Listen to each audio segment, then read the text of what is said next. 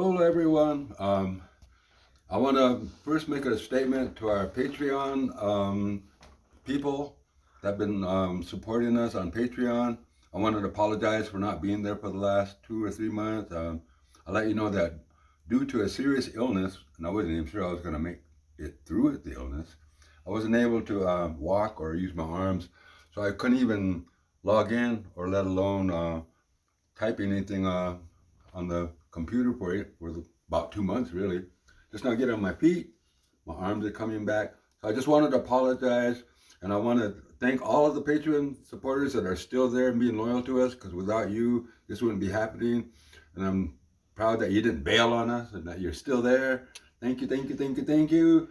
But I just want to make a special surprise because I'm going to be doing a presentation called Journey's End, or my Chinook charts. And I'm just doing a short little presentations of what I have in my charts so you'll know what to expect. On the presentations, it'll go into more detail. But these are like little short commercials of what are in my charts that nobody has any knowledge of. So this is going to be the Patreon workshops from now on, which I'm planning to do on, if I plan it right, by February 15th, we'll do this as a live stream, and at the end of the month, I'll rebroadcast it on YouTube. So that's the announcement I wanted to make. Thank you, Patreon supporters. This chart right here is going to be a good one because this is Teotihuacan, Mexico. 19 degrees latitude, 19 degrees latitude, 98 degrees longitude, 98 degrees longitude, 19, 18, 17, 16, 15, 14, all latitudes in red. Blue, 98, 97, 96, 95, 94, all longitudes going diagonally. Don't let it fool you, because this line that has an arrow here is just telling you that it continues here. So in other words, it's going like this and to there, but the paper don't go that long. So what I have to do is do 3 separate rows. So what this one is telling you with the yardstick, that you can go down from Teotihuacan, down these latitudes and longitudes, to Monte Alban, Oaxaca, to Hunantepec, which is at the sea before you can get out into the Pacific on that end. From Hunantepec, you go to 8, then you go to 7 where that arrow is, and you see the 7, 6, 5, 4, 3, 2, 1. The yardstick technique, it was used by the ancient ancestors to do what I'm showing you right now. 7, 6, 5, 4, those are latitudes. 86, 85, 84, 3, longitudes. And where's it going to? Selongo. What is in Selongo? Selongo is in Ecuador.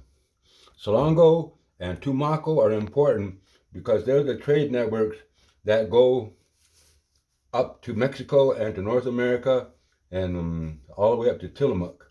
To Teotihuacan, to Tilamook. This is from Teotihuacan down to Tumaco, Ecuador, which is South America, or Peru. What's important about Selongo? Selongo was a trade route that went all the way to Easter Island. So if you go this route and keep going, it'll take you to Easter Island. This route here will take you up, go this way, takes you up to the Galapagos Islands, going that way. So Galapagos this way, Easter Island that way. So now you know how the islands are connected. Easter Island was connected to the mainland, and its main trade route was here at Selongo. So this area was connected to Easter Island. So what happens when you get past Tumaco? You hit Lagunas and Apixa Una.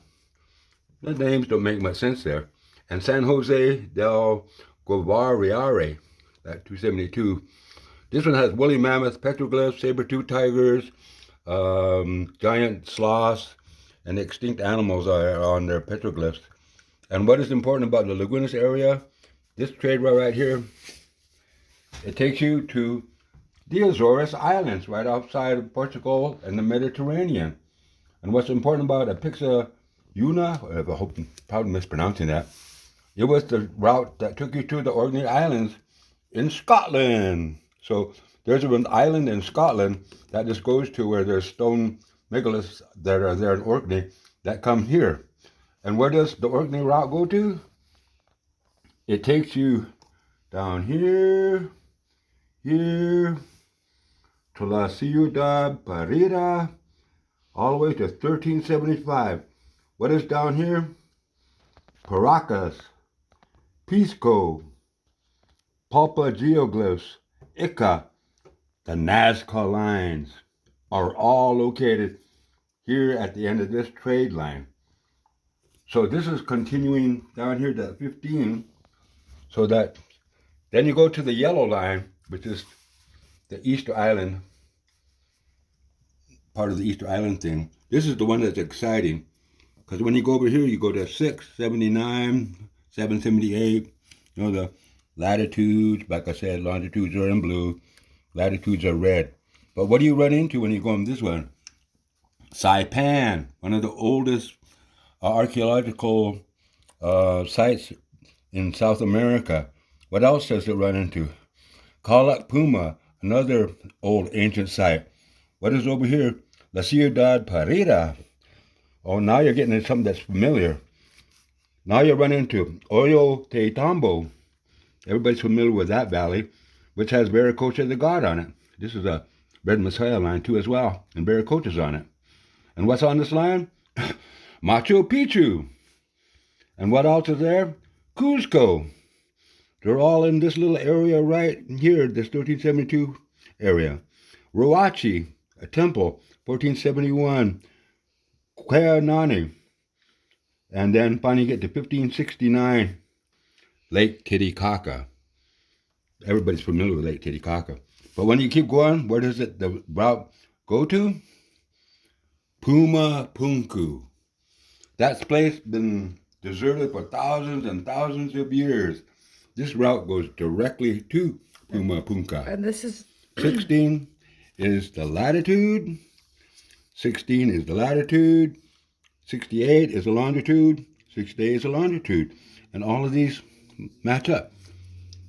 And this is the route I was telling you that goes from the Galapagos Islands. And that's another one that's an interesting little route. Because when you come through that route, that's when you run into, well, I already told you Nazca and Pisco. But now you got Lima, Pachamac, Espero, Corral, Sabine de Huantar, Huaca Prieta, Calac Puma, Zono Tucumi, I think that is, Huaca Prieta, and over here on the side is Chachapoya, over here, Monte Grande. All the ancient cities that are located here are the ones that are known. But all these blank spots are important trade spots, probably where there's places just as ancient, especially on this coastline. Because if you'll notice, on this coastline, Saipan has a place here. There's a 778 there. There might be a corral here. Corrals there. Sabin de Huantar. But if you notice, blank, blank, blank, blank, tells me that there's other cities that haven't been located yet. If you go to these locations that are blank, the latitude longitudes, you're going to find cities that are like Sabin de Huantar and Corral that are just as ancient. But this is basically our trade route, how we got from Tilamook to Teotihuacan, from Teotihuacan all the way to Tumaco, Ecuador, and how we got all the way down here to do trade with all the ancient continents, cities of South America that were along the coast of Peru and Bolivia and Ecuador. And this is the Chinook trade route that we used. There was two ways to do this. I'll show another one on another presentation, how we went from the Columbia River directly to Peru by ocean. This is the land route. There's another route, which is an ocean route, which is another whole presentation. But this one I wanted to show because I wanted to show the people that are doing research about South American civilizations that are trying to preserve and protect these ancient places and ruins that are out there from being destroyed, from the what would you call them? The people that are out there digging up the remains to find gold and treasures and all that, the looters, and are destroying these sites. That with the hopes that with some of this out here, we could locate some of these ancient places before they're looted and destroyed any further by using the latitudes and longitudes to find and locate these places so they can be protected. And if I could find people that are like-minded like me, I wouldn't mind sharing this knowledge with them if we're all on the same channel to find these places to protect them and preserve them. And that's it. Awesome. Thank you. You're welcome. Thank you for tuning in.